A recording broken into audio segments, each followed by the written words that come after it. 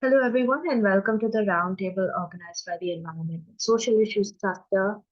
Today, our topic is on the Conference of Parties, COP27, that most recently finished. We're going to be discussing about the roles of the countries in the major topics discussed during this meeting, and also the sort of consequences of that and what happened before, and how it sort of all ties together in explaining the current environment-based situations around. So handing it over to Atisha to begin off the discussion. Sure. Thank you so much. So the Sharm el-Sheikh Climate Change Conference, or the COP27, was held from 6th to 20th November last month in Egypt. So the Conference of Party of the UNFCCC is one of the largest annual gatherings on climate change. Since the start of the conference, there have been two persistent themes, as remarked by the UN Secretary General, that are justice and ambition. And in light of these and the fact that we are halfway between the Paris Climate Agreement and the 2030 deadline for the gas emissions to be halved, the importance of this conference cannot be sidelined. So, to begin the roundtable conference, the biggest question that comes up is what role did Egypt play as the host of COP27? Was it able to represent the interests of the African continent?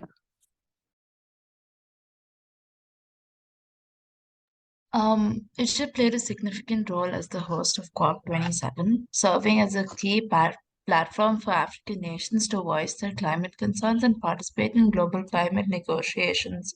They coordinated the African Group on Climate Change and worked to ensure that the interests of African countries were represented in the negotiations. This was done because Egypt strongly advocated for the African Group of Negotiators. This is an alliance of African nations that are pushing for stronger climate action and a fair, ambitious, and binding global climate agreement. Egypt also actively participated in COP27 and its delegation presented proposals to support African countries in implementing the Paris Agreement. The interests and experiences of the climate action in the continent were also given light through the African Climate Week, which was also hosted by Egypt, and that allowed for African nations to share their challenges and successes and experiences with climate action. Egypt also submitted several projects and initiatives to the African Renewable Energy Initiative and was also a part of the Africa EU Partnership on Climate Action. Egypt has provided technical assistance to other African countries in renewable energy, climate change and adaptation, and forestry management. And this further shows that Egypt is committed to promoting African countries' ability to address climate crisis. Yeah, actually, Egypt, I think, had a more of like a holistic approach in terms of handling the conference. There was, talking about mitigation of climate change, but also adaptation, which is an other thing. Because, and also, what are the consequences and how do we deal with it? Just recognizing that it is not just a current problem, right? The climate crisis that we are facing. It's also a problem of the past, of countries in the past which have taken advantage of natural resources. So this sort of holistic approach, I feel like, was taken by Egypt this time as the primary state where COP27 was hosted. And apart from that, I think it also carried over from, I think at the end of COP26, there was a signing between, say, the G7 countries in South Africa in terms of renewable energy and so on. So it's like it sort of carried over in terms of an African country actually hosting conference. So I think there's a very logical link comparing last year. Yeah, that makes sense. And like I completely agree. And I genuinely do think that it's important that a country like Egypt is hosting it, and especially in the African subcontinent, because in the climate talks and climate actions, we have always seen how, people like, and that's again like a theme when we like discuss more of the conference, that these countries have not really been given a voice as such. And it's really great to see that, Egypt is able to like represent those interests. Yeah. And after Egypt, obviously, since we need to talk about it, has India in any sense made any commitments during COP27? And like more importantly, do we think that India is in a position to honor them? Because we know that India is very active when it comes to like, setting up targets and, wanting to achieve them and like giving speeches and promises. But do you think India has made any new commitments? And do we really think that India is in a position to honor them, seeing how they prioritize the economy and development and, with all these issues in mind? At COP27, India made several commitments. India has committed to voluntary contributions to the Green Climate Fund and will reduce the emissions intensity of its GDP by 33 to 35% by 2030 from 2005 levels. They also launched a long-term national low carbon strategy and the achievement of a renewable energy target of 450 gigawatts by 2030. India is also committed to doubling its energy efficiency by 2030 and providing access to clean cooking energy to us, all households by the end of 2022. India committed to investing in sustainable agricultural practices and increasing its forest cover by 5 million hectares by the same time as well, and it is actively taking steps to honor these commitments as they've already achieved 21.3% reduction in emissions intensity. I think that because of all of these measures and initiatives, India is in a position to honor these commitments and make progress towards a low carbon, climate resilient future. Uh, Yeah, that makes sense. And honestly, I agree. And seeing that, how India is also like, again, like we talked about G7 and then, taking African nation as like, the host. Now, continuing on, we have the G20, in which we have India as its like a president this year, right? And they have given the motto as, one earth, one family, one future. And that also like ties into like, India's commitments in COP27 and showing the gravity and seriousness of it. So I think we really do hope that, India is able to like deliver on its promises when it comes to climate change. Yeah, and also after I mentioned the interaction between G7 and South Africa, they had sort of signed the renewable energy and the coal phase out, that sort of just transition deal last year. I think this year, post the COP27, the G7 is trying to make a similar move on India after signing with Indonesia. One thing, because I think coal phase out is one of the most talked about topics in terms of how to handle the climate crisis in India. One thing I think India should keep in mind though is that compared to a lot of other countries, India's coal sector is very scattered. It is not the sort of centralized system as it was in the case in South Africa. So India has a set of different problems to deal with. Right? It is a socially fragmented country. Um, it it is a few states within India are only the ones who majorly depended on coal. So if you're talking about a just transition of sorts, these states will be heavily affected, at least economically speaking, and in terms of livelihood, there'll be huge transition. So I think if you're talking about specific to India and relating it to the primary topics talked about at COP this time, India has its own set of problems to deal with, so it can't really imitate another country in terms of how they have their climate crisis. So I think India sort of needs a inward looking policy, that is, how can India specifically in its context deal with the problem.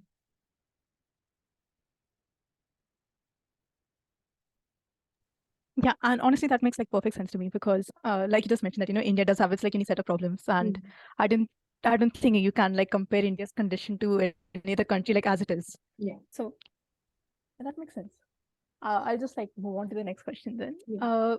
So in COP27, as in a very significant move, as like remarked by almost everyone, a loss and damage fund was decided to set up for the vulnerable countries. So a loss and damage fund is essentially where they have like created a certain fund where essentially it is mainly to assist the developing countries in responding to the climate change. For example, we recently had the Pakistan floods, and like we mentioned, a country that is not responsible for as much of the carbon emissions was like responsible for dealing with the honestly the repercussions of it. So in that sense, a loss and damage fund was set up in which all the countries are is expected to contribute so that these countries could honestly avail and can fight against climate change. So it was decided to set up for the vulnerable countries, but we also do need to see that the fund has been set up, but does it like appropriately address the tensions between the richer developed countries and the poorer nations? Yeah, I think I'll go ahead with this first, and I think Sanjana, you can add on after. So, one very ironic thing I found about the loss and damages part of it is that along with India and other, well, quote unquote, developing countries, right, which appeal for this, China was a part of these countries. And, in the grand scheme of things, that doesn't make sense. Seeing China's position in the world, as, leading more towards the developed part of the scale, and also the amount of pollution that China itself is producing, right? So if they want other developed countries to pay for it, the damages that they had done, it doesn't really add up. So I think with specific to this fund, with what is required is a clear demarcation of what is and who is responsible, right? Because I think China very well falls into that category. And shouldn't really be, let go of. So I think making a clear demarcation will actually contribute to how effective this move will be in the long run. It is, of course, a very historic step. The very first step has been taken towards it. But as is the problem with almost all initiatives, which is the implementation part of it, I think this sort of clear demarcation will help. Because right now, the definition is very vague in terms of who is responsible, who is considered developed, and so on. Yeah. So, Sanjana, do you have anything to add? Yeah, to address the tensions between the developed and developing countries, we're providing financial support to the most vulnerable countries, while also encouraging all countries to take action to reduce their greenhouse gas emissions and adapt to impacts of climate change. Whether it is ultimately successful in addressing these tensions will depend on the level of support it receives from developed countries and also the extent to which it is able to provide effective assistance to vulnerable countries. Yeah, honestly, completely agreeing with both of you. And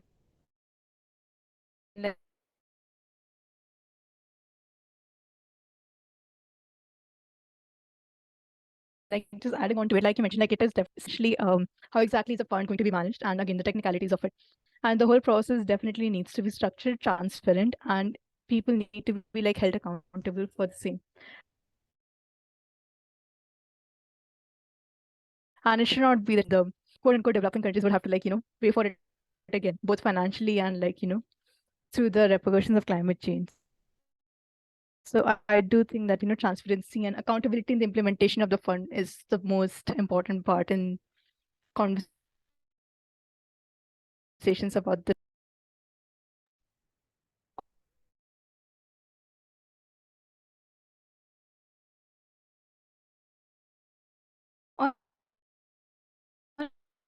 Right. So greenwashing. But there also have been reports accusing COP27 of the same.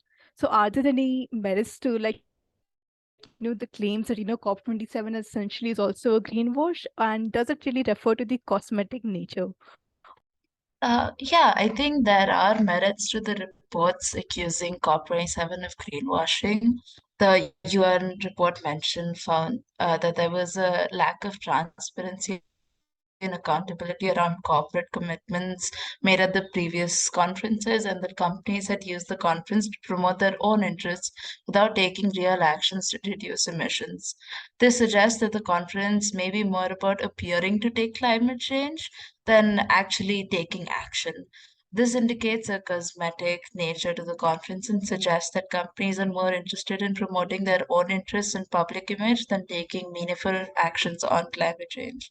However, I think it is also important to recognize that the process of addressing climate change is a complex one and involves a wide range of actors with different interests and perspectives. It is not always easy to find solutions that are satisfactory to all parties, and it may take some time and negotiations to reach agreements that are effective in addressing the problem. And while it is important to be vigilant against greenwashing and to hold parties accountable for their actions on climate change, I think it is also important to recognize that the global challenge that we face right now is a very complex and ongoing process that requires the participation and cooperation of many different actors. One of the biggest action that seems like greenwashing in the COP, generally the COP conferences are, what is considered net zero promises by a lot of countries, right? They put out even, say, if you take the case of India, in COP26, they had big claims of this space out and planned structure that they were going to follow.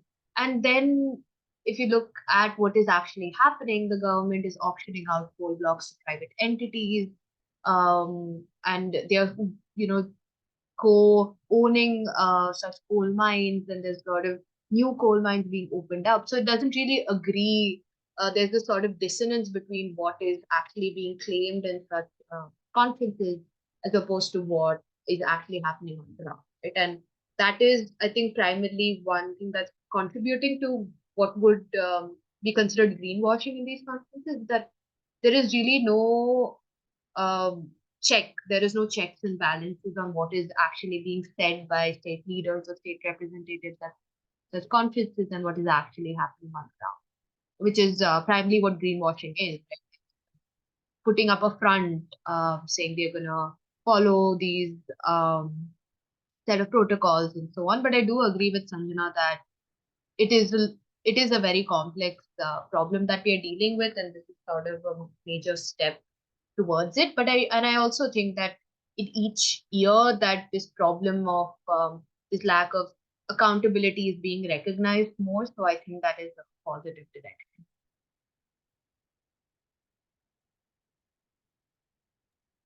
Yeah, definitely. And one thing I found really funny and kind of ironic was that the COP27 was actually sponsored by Coca-Cola, which was Yeah. again, and I think I remember reading somewhere about, I think, Greta Thunberg, like the climate activist, right? Hmm. And I think even she mentioned that, these conferences are essentially a greenwash in a way, mainly because the space for civil society and the actual stakeholders in a way is like very little. Yeah. And and she mentioned that, it's mainly used as an opportunity for leaders in power to get attention, right? Hmm. And it could be like a greenwash, but like I completely agree with what Sanjana said, that, this is not as simple. And Yeah. even though it might be a greenwash in a sense, we can't like, stop these conferences, Yeah. because at the end of the day, these are like a place where we can actually have these climate negotiations, which are Yeah. like extremely important as of date. And like again, I think just following on with the question, and like the final question for the day is that, is there any way we can create more accountability among different countries through conference of parties? Because again, we mentioned about the cosmetic nature, we mentioned about how, there is a fund setup, but like we need structure and transparency and accountability. But do you think, is there any way we can actually achieve that through these conferences? Yeah, absolutely. I think countries can create more accountability through COP by establishing measurable goals and setting timelines for achieving them and monitoring progress. This could be done through the adoption of binding agreements that require countries to take specific actions or achieve certain outcomes. Countries could also create mechanisms for peer reviewing progress and providing guidance on how to achieve the agreed upon goals. And additionally, I think countries could introduce mechanisms for enforcing compliance with the commitments made through COP and create systems for reporting the progress to international communities. Yeah, I think I completely agree with Sadhana that binding that sort of agreements are what actually keeps countries in check. But the question then is, who is really monitoring this sort of fines? Because usually such treaties, you're expected, the countries signing are expected to keep each other in check. The thing with the problem like climate change is its effects are maybe not felt by a majority of the people as of yet to a great extent. So this is not in their list priorities in terms of you have to keep this in check, this has to be done right now. The urgency, while it's there, is not that prominent yet, which is why I feel like even if, just to sort of take a more pessimistic angle, is that why even if there is a signing of a treaty or so on, it's not even in the list of priorities of countries that we are talking. Archisha, do you have something to add? Yeah, I completely agree. I mean, like, I think you mentioned this before also, right? Like every country essentially faces the repercussions of climate change in a different way. Yeah. We can't really adapt like one policy to the other, and the one country might not be as understanding of the other country's conditions, right? So, Hmm. setting up a system in which where one country can like check the other if they're doing well or not, it cannot really be like established as it is. But at the same time, I think like as Sanjana mentioned, right, like setting up targets for yourself, right, and ensuring that at least you meet those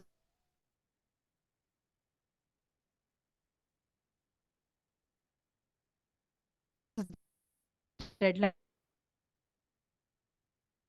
and those targets, and it could be like a step to essentially the place around us. It really needs to be an urgent thing. And while we can agree that there is like a certain divide in the sense like some countries and the poor and the vulnerable will be the most affected by climate change, there will be a point where it will be everyone affected by it, Yeah.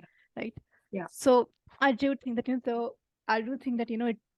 there really should be a set of urgency. And again, I think if the countries adhere to the deadlines in the most non-greenwash way as Hmm. possible, I think it should be fine. Yeah. So I think this is a great discussion. We had discussed the context of COP27, where it was held, and how Egypt added onto the conversation. We had brought in India and India's role in the whole conversation change and the climate crisis, and also a larger conceptual question of how accountability can actually be ensured, and how maybe such conferences like like a double-edged sword in terms of it adds to the conversation but also takes away from it by being greenwashed in its very nature. So thank you guys so much for coming, and yeah, thank you.